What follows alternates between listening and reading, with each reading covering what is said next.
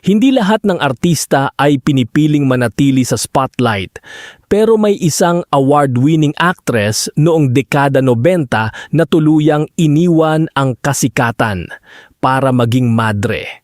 Siya ay walang iba kundi si Chinchin Gutierrez. Ang kanyang buong pangalan ay Maria Carminia Lourdes Cynthia Arnaldo Gutierrez. Kilala siya noon sa kanyang kakaibang ganda, madalas tawaging ethereal beauty, at sa lalim ng kanyang pag-arte.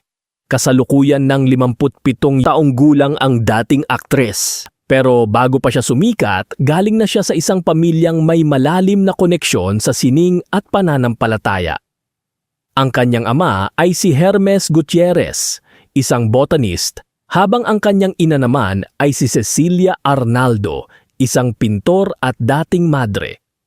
Nagtapos siya bilang cum laude sa Miriam College sa kursong Communication Arts.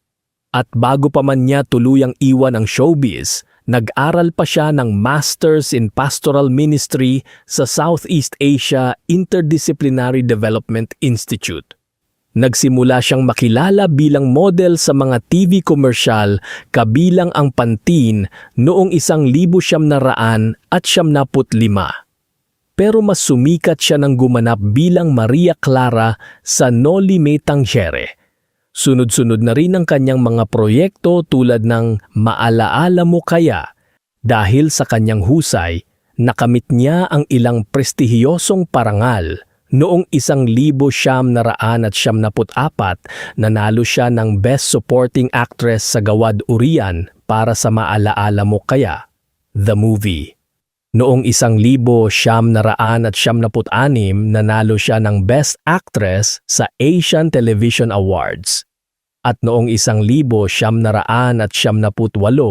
muli siyang kinilala bilang Best Supporting Actress sa parehong award-giving body. Hindi lang sa pag-arte, naging kahanga-hanga si Chinchin. Noong 2003, kinilala siya ng Time Magazine bilang isa sa Asian Heroes. At noong 2004, ginawaran din siya ng Towns dahil sa kanyang environmental advocacy. Gumawa rin siya ng album ng mga katutubong hele na pinamagatang Uyayi na nanalo ng Best Secular Album sa Catholic Mass Media Awards. Ngunit sa kabila ng tagumpay, dumaan din siya sa matinding pagsubok. Noong 2006, nasunog ang kanilang bahay kung saan nasawi ang kanyang ina at nagtamo siya ng burns sa kamay at paa. At noong 2010, muli na namang nasunog ang parehong bahay. Matinding dagok ito sa kanyang buhay. Ngunit ayon kay Chinchin, mas lalo siyang napalapit sa Diyos dahil sa mga pagsubok na ito. Hanggang sa unti-unti niyang iniwan ang showbiz mula 2010 hanggang 2015. At kalaunan, kinumpirma na siya ay naging isang Carmelite noon. Tinatawag na siya ngayon bilang Sister Lourdes at nanirahan sa Carmelite Monastery sa Gilmore Avenue, Quezon City. Sa halip na kamera at spotlight, pinili ni Chinchin Gutierrez ang tahimik na buhay ng panalangin at paglilingkod. Ano ang reaksyon mo dito sa ating video? Magbigay ng inyong komento sa ating comment section.